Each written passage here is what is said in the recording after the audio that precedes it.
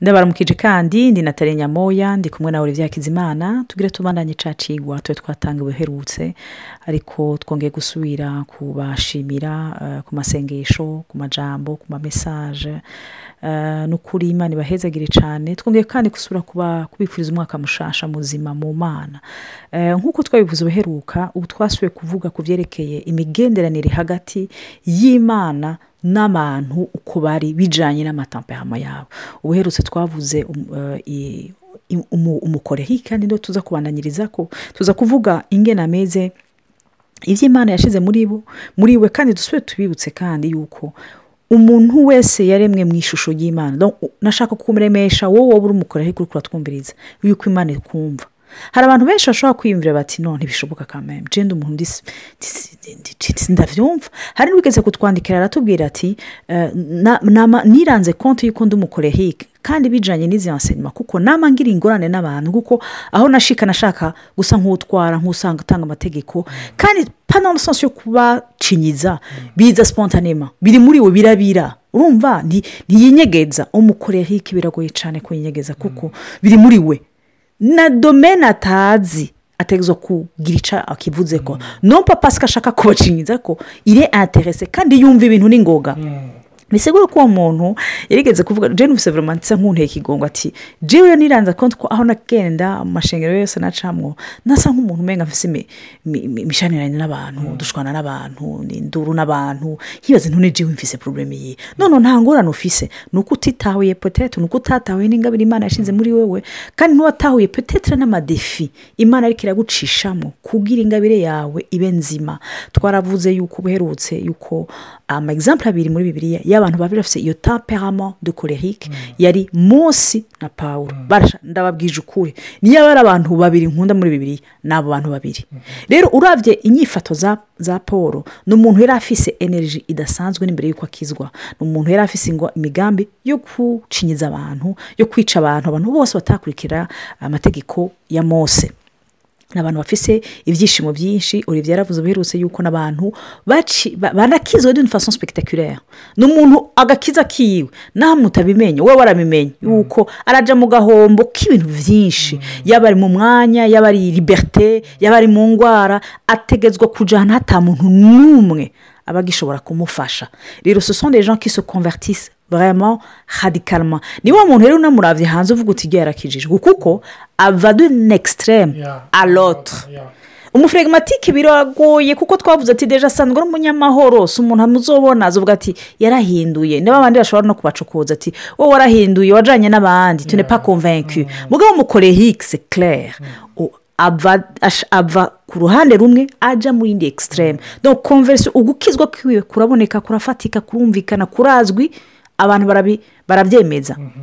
rero kubera izo bafise izo mpano zo kuba entrepreneur n'abantu baca basa nk'abatwara d'ailleurs usomye no muri Bibiliya Mose que Paul yakizwa yacatangura kwigisha directement donc le gars ntiyarindi imwanya munini yacatangura kwigisha si bintu bibi na gato ni vyiza vyerekana umucolérique ingerameze nuwa muntu muba ufise abantu uri kurafasha mu gakizi nuwo ndazotanga abandi aba extraverti niko bameze mugabo si baronka des défis bijanye n'ama faiblesse yabo nico kituma nabyo tuze kubandanya tuko turaganira kuri ibi bintu kuko nkuko twabivuze n'umuntu ashira ibintu dans l'action c'est un homme ou une femme d'action par définition ni cyo kintu kimuranga kuko igikorwa cyose cyakorwa nica nabona intumbera atazo gushikamo ariko icangyoheye nayiko tuko turaganira na Olivier n'umuntu Imana nka Paul yacishijemo kugira imwigisha ubuntu bw'Imana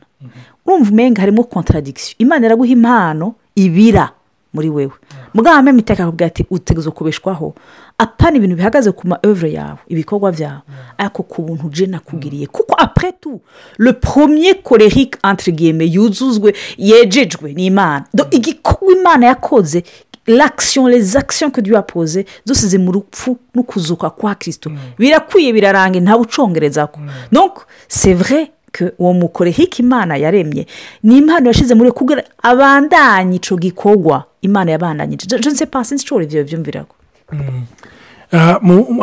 muri ivyo Nathalie ahejeje kuvuga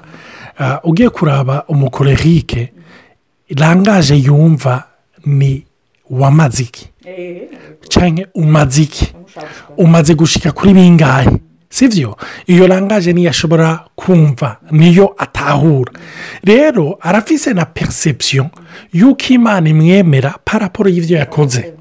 kuko nawe mu buzima bwiwe yubaha abantu cyangwa yiyemera cyangwa yumva yuko ari satisfait par lui-même et par les autres kuko yashitse ku ntumbero kuri objectif rero mu buzima bwiwe abantu yubaha ni abantu bashyitse ku ma objectif ni abantu bagiye bayaramporta ku buryo rero aca yibaza yuko n'imana nayo ari kimubona rero muri horasiyo yabo n'imana biragoye yuko baruhuka umenga hari ikintu baba bagomba kuganya urumva bariruka ni ukuri bariruka mbe Pawulo mwibaza mu kugomba kwica abantu abakirisu guhagarika guperesekita l'eglise yari kubera iki yari azi yuko ariko arashyitse ubugombe bw'imana rero mu objectif yiwe ati genda ni mu nyandikire ivyete bibiri tubwira muri acte 9 mu vyakozwe n'imigabane c'icenda ahura na Yesu ati uri kumpamira iki mu nyuma turabona yuko ariho Ananiyasi narinda mwiteranije na wundi na Safira Ananiyasi turabona yuko agiye kumuraba mu vyakozwe n'imigabane c'icenda ku murongo menga 18 niho yamusengeye ariko ku murongo wa 20 ngo atangura kuvuga ubutumwa aho bakoranira urabona yuko il est toujours dans l'action donc n'umuntu rero iyo yahamagawe n'imana ni ukuri ntuzomwegizorita kabiri gatatu ngo akorere imana no ni ikintu kimurimo mugabo rero probleme acagira ni uko iminsi yose yumva yuko afite agaciro ku mana paraporo y'ama acte y'ibikorwa ariko arakora kuko nawe mu buzima bwiwe chaque fois atakintu ariko arakora yumva yuko atagaciro afise mu bantu n'abantu ku maso yiwe nta gaciro bagira iyo ataco bariko barakomplice iyo bafise ivyo bakomplishije iyo bafise ivyo bashitseko ni ukuri yumva yuko yabemeye aho rero niho tubonera imana novuga igomba kumushikana kuko bibiri iratubwira amahebera y'ikigabane cya 4 ngo pour nous qui croyons ngo kuri twe twizera ngo twinjira mu karuhuko bene data novuga defi ya mbere umukolérique afise na karuhuko akaruhuko yo nduhuke kandi niyumva n'umuntu aruhutse iyo turi ko turavuga kuruhuka ntibisigura inaction uku kuruhuka ndiko ndavuga ni ukuruhuka kuri produit ni ukwizera kuko ukwizera kuva kukumva ukumva kuzana n'ijambo rya kirisito iyo ijambo rya kirisito rize mu buzima bwacu ritumvisha yuko ku musaraba yabirangije bene iri jambo hari abantu birikoroga umenga rirababaza ariko nagomba cyane cyane n'abantu ribabaza n'abakolérique ni ukuri burya ubuntu bw'imana n'akaruhuko ka kirisito abantu bikoroga n'abakolérique ni ukuri niyo yabwakiriye aravuga ati yego ubwo buntu yego nivyo hari aho ntukwigeze mugabo apre ubwo buntu apre ako karuhuko apre ivyo Yesu yakoze none je nkora iki urumva nahataratahura yuko muco kirisito yakoze niho harimo provision y'icyo ahamagariwe gukora imana ishimwe cyane donc nico naho rero imana iduhamagarira aho dutahura yuko muri kirisito icyo yakoze ku musaraba niho harimo provision y'icyo duhamagariwe twebwe kugenderamo kuko bibiri ivuga yadukije kubw'ubuntu bike mu kwizera ngo ivyo ntibiva ku bikorwa byacu kugira ngo hoye kugira uwirarira fierté y'umukolérique ni accomplissement ziwe niyo muvugana akubwira en terme y'ivyo yakomplishije cyangwa y'ivyo agomba gushikako rero kumva yuko atakinda cirata biramugwaza donc biramwirita utamuvuye mu nzira yona guhitana kuko objet de fierté yiwe yose ugomba kuyikuraho ariko aho niho imana igomba kumuzana nta kigomba kuhazana twese mugabo umukolérique en particulier agomba kwamushikana muri dimension idasanzwe je nibaza yuko n'ikintu ciza cashikiye Paul nuko yagiye muri prison kuko yari mu activiste kandi n'umuntu imana yakoresheje no kubaka amashengero menshi mu gihe ciwe rero ntiyashobora kwandika aticaye adaciye bugufi puisque iyo moteri iri muri we itegezwa kwaka hariho imoteri yo gukora ariko murabe yuko ibyo yanditse byaramye byagize impact sur des cent ku binjana byinshi cyane gushika kuri twebwe kurusha ibikorwa yakoze atari muri prison. Sinzi ko mutahura un peu iyo subtilité iyo dukoze mu nguvu zacu et en particulier umucolérique nivyo ni ibintu byiza ariko aya mashengero ya Paul n'ubu ntakiriho mais les choses yanditse ahumekewe namwemuyera ari muri prison n'ubu turacavyandika n'ubu turacabisoma ziracaduhezagire niyo abari amaparti mu Bibiliya nkunda c'est bien les lettres de Paul bisigura yuko defi ya mbere ku mucolérique azoba kwiga kwicara en même temps actif imana izomwigisha iyo contradiction wowe wahora wijana aho ushaka ubu rero ngira ndagufate ndagufunda kujana iyo udashaka ariko ndakwereke ko ushobora kuba beaucoup plus productif kurusha igihe aho wari wijana. Okay? Donc ni ikintu kitumvikana mu bwenge bw'umuntu kuko nta muntu yicara ngo afatwe asa nk'uwicara ngo yongera produise kuko tuba twaramenyereye ibintu bikomanga bitera induru bigira gute. Le défi y'umucolérique n'umuntu wese ashobora kugwa muri iyo piège du colérique de vouloir agir mu nguvu ziwe muri rusange kuko umucolérique ingorane yiwe faiblesse ya mbere il est enclin à l'activisme aveugle ni mu mafaiblesse yiwe bien sana n'umuntu avuga twagera kukoza none ugiye ujaye igifu ko dukora ikintu none igikorwa cyayise n'igikwiye. Donc je me dis que aussi le défi y'umucolérique ni kwicara kumva ijambo ry'Imana ngo yizere ko n'umuntu azovuga ati ego kuvaho mwavugiye ego je veux bien nizere mbwa il faut gukora ni wowe wundi azoshaka kuzanira amajambo y'Imana ngo ego ngo la foi sans les œuvres est morte. Umva n'umuntu azazikuzanira byihuta azi Bibiliya ati quand même namwe nimwe exagérer ngo la foi sans les œuvres est morte. Biraryoshe kuko numva biriko binyibutsa ibintu byinshi no ku buzima bwanje kuko burya n'umusange arafise icapfana n'umucolérique. Ndakunda cyane ijambo Paulo yanditse mu cete ca mbere c'Abikorino ikigabane ca 15 ku murongo w'10. Bibiliya iratubwira ngo ariko ubuntu bw'Imana nibwo bwatumye mba ukundi kandi ubuntu bwayo nagiriwe ntibwabaye ubw'ubusa ariko natamye kurusha bose ariko si jewe yamara n'ubuntu bw'Imana bwari kumwe nanje. Umve rero ku murongo wa 11 ngo ariko ubuntu bw'Imana nibwo bwatumye mba ukundi kandi ubuntu bwayo nagiriwe ntibwabaye ubw'ubusa. Umve aka gace B ngo ariko natamye kurusha bose ariko si jewe yamara n'ubuntu bw'Imana bwari kumwe nanje. Urumva umucolérique avuga en terme ya objectif avuga ngo j'ai travaillé plus que tous. Urumva donc ari mu mashengero ari mu biki j'ai travaillé plus que tous ariko sokre natahuye si nkomezi zanje n'ubuntu bw'Imana bwakoreye muri jewe. Rero aho umucolérique nahamagariwe ni naco gituma mu migenderanire kenshi umucolérique agirana na bene data agomba kubashikana mu vy'Imana mu nkomezi. Ni naco gituma usanga yahonyanza abantu benshi, ni naco gituma usanga yarakomerekeje abantu benshi. Aho rero niho Imana igomba kumushikana imutahuze yuko ntaho yoshikana abantu atafashije n'Imana. Ntaho uve nimba uri umucolérique uri kuranyumviriza uwo mwene data aburongora ntushobora kubashikana aho Imana ibagomba atari y'ibigushoboje kandi bidaciye mu mbaraga mu bushobozi bwayo no mu bwenge bwayo. N'ahandi uzosanga ufise ishengero ufise cellule de prière cyangwa ufise aburongoye b'indyarya n'ababeshi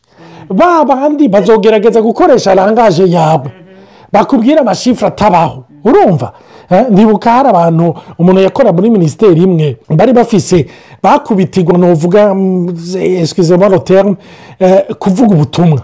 ariko rero bakama babaza umenga une fois par semaine cyangwa les 2 semaines bategereje gutanga raporo yabo bashikaye ku gakiza cyangwa yabo babwiye ubutumwa. Uwo mwene data yaraje arambwira ati uri uransengera reka ndashobora kubura ijuru nibaza ngo ndiko ndagira ndatwenga ni kubera iki arambwira ngo nagomba kukubwira ko mu maraporo nama natanze ndabesha none abandi ko tuba turi kumwe bambwira amaraporo bakavuga ibyo bashyitse ko nongeyeho twama natanze umwe babiri abandi batanze 10 agace atangura kwemvanta uca usanga ukikujwe n'abantu bagomba kukuryohera cyangwa batinya uburake bwawe ariko batari ko barasa na kirisito nicyo gituma ukwiriye gutahura bibiri ivuga ngo dukorana n'imana Pawulo niwe yabivuze mu cyata yandikiye abikorino ngo puisque nous travaillons avec Dieu urumva nous vous exhortons à ne pas mettre votre confiance en vous-même mais à mettre votre confiance en Dieu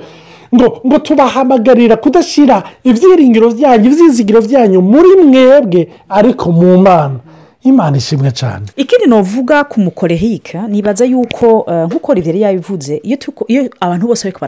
basenga bijanye n'ingene bameze urumva umukorehike azosenga mana kwera afise izo mpano yo kudirija yo guproduiza yo kuzana ibintu byinshi yo gushira kure n'umuntu abakeneye inguvu nyinshi puissance nyinshi ubushobozi bwinshi productivité nyinshi rero nk'uko gusenga azosenga mana impa izi project zanje zishikanye mana ndagusavye mana umpe nigishe neza kurusha mpa izi tara zanje zigwire mfise 2 mpa 10 mfise 10 zigwiza kuri 100 kuko ntegezo kuzana ari wewe abona muri Bibiliya ya majambo yose ya productivité un grand qui donne 130 etc. wowe ubona ibintu bigwira et c'est très bien bene da ni vyiza cyane mugabo nkuko nababwiye Paul c'est l'exemple parfait na Mose muri Ancien Testament c'est l'exemple parfait y'umukorehike murabe ikintu Mose igeze gusenga niya bukundwa n'Imana uri umukorehike Imana izokuzanira ikintu kizokoma kigufrena gifrena ubwo bushuhe bwawe de la chair yo mu mubiri yo mu bwenge bwawe yo mu ikivuye bwini wawe uzokoma ukorera imati mbega mana je kuvona abandi bo kumenga abandi biragenda neza ugasanga hariho domaine imwe canke zibiri uzokoma ukenera Imana hama masengesho yawe nubona Imana kinkure ko twashushe twagije ukakide kibazo kikagenda mana ndaguruka nk'ukuma Imana ikaci kwishura nko muri 2 Corinthiens chapitre 12 igihe yishura Paulo ma grâce est suffisante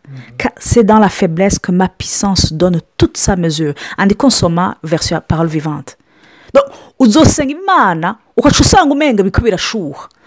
uri kugendererwa n'Imana bene data nukuri hari amasengesho kera nibaza ngo Mana ngo ntirikiranyishura ngo kuko biri kose natwe turafise des petits domaines aho turabakorehike ubwo Imana ikintu kameme kinkure ukacusanga Imana yarakwishuye ariko akwishura iti c'est pourquoi ngo c'est dans la faiblesse que ma puissance donne toute sa mesure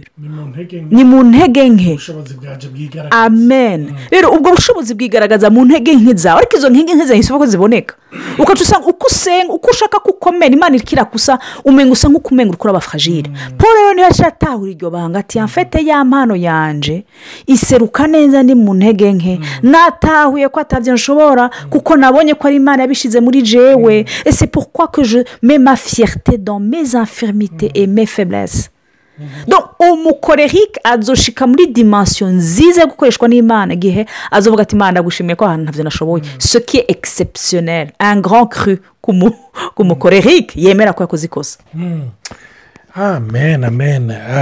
abakorehike ndibaza barahezagirwa cyangwa ababana nabo Imana ishimwe cyane aho Imana igomba kujyana umukorehike handi mwibuke yuko umukorehike ni umuntu agomba gukontorora umukorehike il se sent toujours mal iyo hari umuntu ariko aramwigisha iyo atari wa wundi yemera rwose umve biragoye kumwigisha ntafise umutima uri enseigable facilement niyo uri kuramwigisha aba ariko gutora amakosa niyo uri kuramuha information aba ariko akwereka ingene utabigize neza rero aho Imana igomba kumujyana handi Imana igomba yuko agira umutima uri enseigable mwibuke Bibiliya itubwira yuko nous sommes des disciples turabigishwa urumva rero turabigishwa ba Kristo ariko Kristo yarasize mu buzima abantu bagenda batwigisha ndaza ku kantu iyo umukorehike ahuye n'umuntu umenga aramusumvye mwibuke n'umuntu ari muri competition aca yituma akaca agenda ahantu akiga icyo kintu kugira yumve yuko uwo muntu amurusha. hari ahantu rero imana igomba gutwara abakorerike ibatahuze guhura n'ubukurusha c'est pas la fin du monde. guhura n'ubukurusha c'est seulement la fin de ton monde. urumva ariko iyi isi imana yakuremeye ni isi utaramenya utaranexplora meme emiliyeme niho igomba kugushikana. kandi mwibuke bibiliya itubwira yuko igomba yuko tuba abantu bigisha baciye bugufi batahura. aho ni imana igomba kutujyana twese kandi igomba no kujyana abakorerike. reka tugereze ngaha tuzobandanya muri iyo nzu ikurikira. data ntuhabwe icubahiro ko umuntu wese yakurikiye umugirire neza umuremeshe kandi imana umwiyereke. ni mu izina rya Yesu ndabisaba amen.